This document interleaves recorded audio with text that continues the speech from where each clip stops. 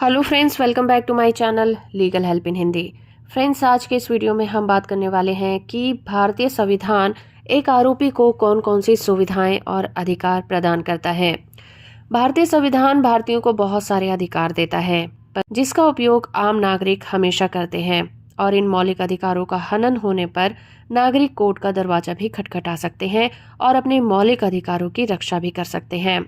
इन मौलिक अधिकारों को भारतीय संविधान नागरिकों को देता है और इसकी रक्षा की जिम्मेदारी कानून की होती है।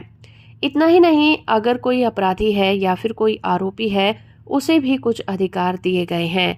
तो इस वीडियो में हम जानेंगे कि भारतीय संविधान किसी अपराधी को ऐसे कौन कौन से अधिकार देता है जो अन्याय होने पर वो अपने लिए इस्तेमाल कर सकता है। अगर किसी व्यक्ति पर आरोप लगाया जाता है तो उसे सबसे पहला अधिकार यही है कि वो चुप रह सकता है।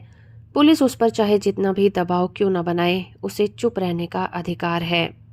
अगर किसी व्यक्ति पर आरोप लगते हैं तो आरोप लगाने के बाद उस आरोप को साबित करने की जिम्मेदारी आरोप लगाने की होगी। ये किसी भी तरह से आरोपी पर ट्रांसफर नहीं किया जा सकता कि वो अपने ऊपर लगाए आरोप को साबित करे।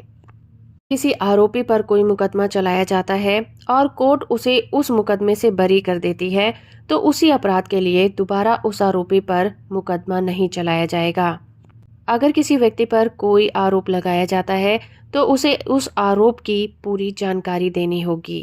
कोर्ट में आरोपी के खिलाफ जो भी सबूत और एविडेंस पेश किए जाएंगे, उसकी जानकारी पहले ही आरोपी को देनी होगी।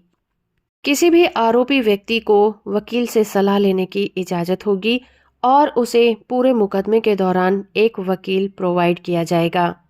अगर कोई सार्वजनिक सुनवाई होनी है तो वो केवल जज के द्वारा ही होगी, किसी और व्यक्ति के द्वारा नहीं। विधान आरोपी को चुप रहने का अधिकार देता है और अगर वो कोर्ट में चुप रहता है तो उसके चुप रहने का इस्तेमाल उसके खिलाफ नहीं किया जाएगा। कोर्ट में जो भी कार्यवाही होगी वो ऐसी भाषा में की जाएगी जो आरोपी को समझ में आती हो। जब भी आरोपी को गिरफ्तार किया जाएगा तो गिरफ्तार करने के कारण की सूचना उस आरोपी को देना जरूरी होगा। उसके गिरफ्तार होने के बाद कम से कम उसके नजदीकी रिलेटिव को उसके बारे में जानकारी दी जानी चाहिए।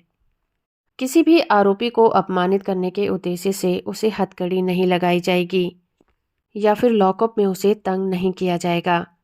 गिरफ्तार करने के 24 घंटे के अंदर उसे किसी भी मजिस्ट्रेट के सामने प्रस्तुत करना होगा। मजिस्ट्रेट के सामने अपनी बात कहने का अधिकार है। वो चाहे तो पुलिस के खिलाफ अपनी शिकायत भी कर सकता है। किसी भी आरोपी को दोबारा अगर अपनी कस्टडी में लेना है तो वो मजिस्ट्रेट की इजाजत के बिना नहीं ले सकेगी। किसी भी आरोपी को अधिकार है कि वो पुलिस के उकसावे पर भी मजिस्ट्रेट के सामने कोई बयान नहीं देगा। किसी भी आरोपी को जेल में सुरक्षित रहने का अधिकार है।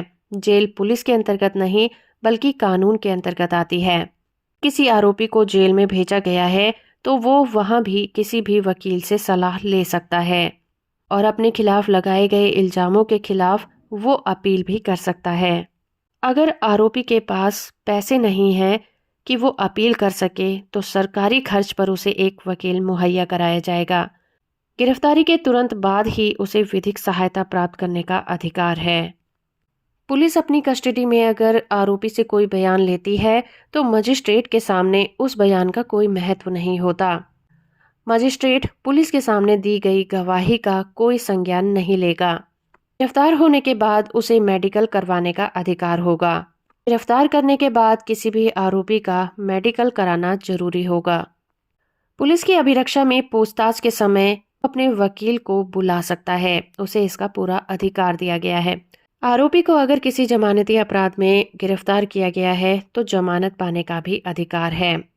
अगर उसका केस कोर्ट में पेंडिंग है और वो जेल में है तो मजिस्ट्रेट की इजाजत लेकर जमानत पाने का भी अधिकार है।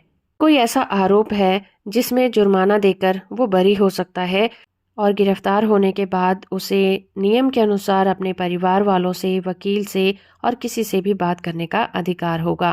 ये कुछ अधिकार हैं जो कि हमारा भारतीय संविधान आरोपी को या फिर अपराधी को देता है, जिसे वो अपनी सुरक्षा के लिए इस्तेमाल कर सकता है।